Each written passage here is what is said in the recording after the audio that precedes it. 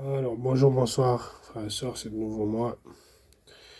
Je vais lire Proverbes chapitre 1, livre des Proverbes, à propos de la sagesse.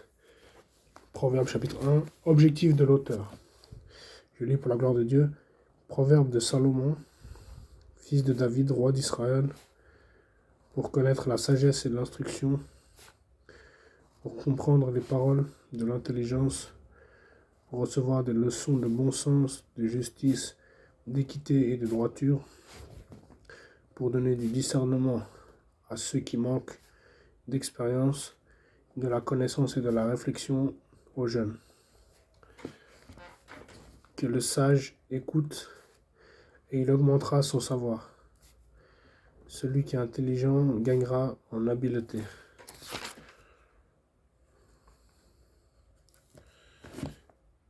Celui qui est intelligent gagnera en habileté pour comprendre les proverbes et les paraboles, les paroles des sages et leurs énigmes.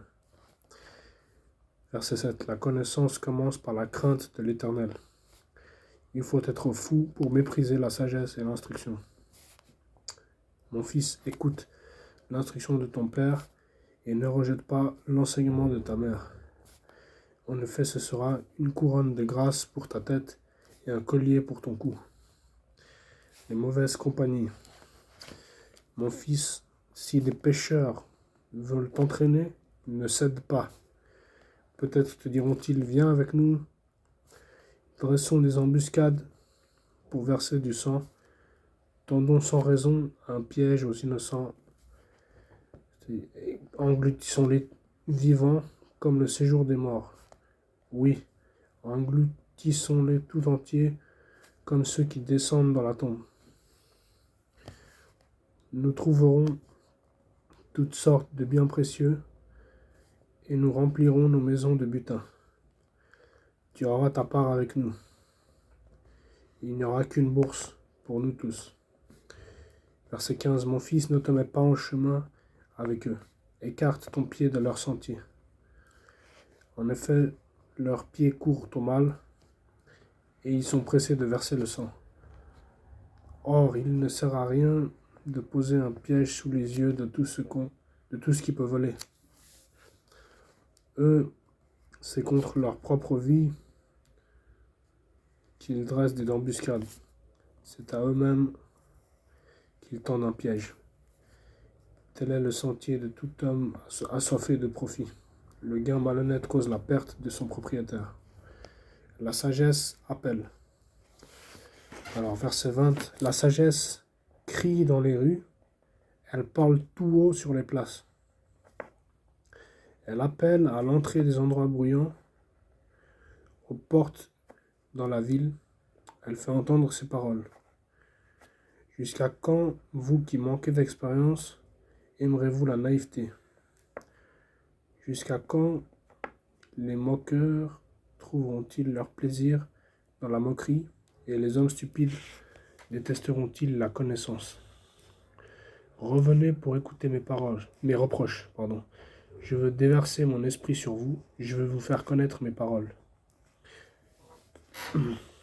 Puisque j'appelle et que vous résistez, puisque je tends la main et que personne n'y prête attention, puisque vous négligez tous mes conseils et n'acceptez pas mes reproches, moi aussi je rirai quand vous serez dans le malheur, je me moquerai quand la terreur fondra sur vous. Verset 27. Quand la terreur fondra sur vous comme une tempête et que le malheur vous enveloppera comme un tourbillon, quand la détresse et l'angoisse s'empareront de vous. Verset 28. Alors ils m'appelleront et je ne répondrai pas. Ils me chercheront et ils ne me trouveront pas. Parce qu'ils ont détesté la connaissance et n'ont pas choisi la crainte de l'Éternel. Parce qu'ils n'ont pas accepté mes conseils et ont méprisé tous mes reproches. Ils se nourriront du fruit de leur conduite, et ils se rassasieront de leurs propres conseils.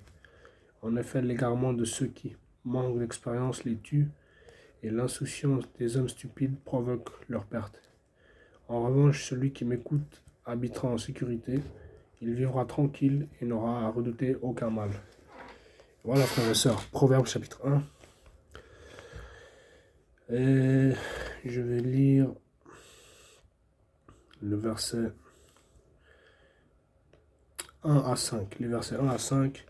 Proverbe de Salomon, fils de David, roi d'Israël, pour connaître la sagesse et l'instruction, pour comprendre les paroles de l'intelligence, pour recevoir des leçons de bon sens, de justice, d'équité et de droiture, pour donner des discernements à ceux qui manquent d'expérience, de la connaissance et de la réflexion aux jeunes.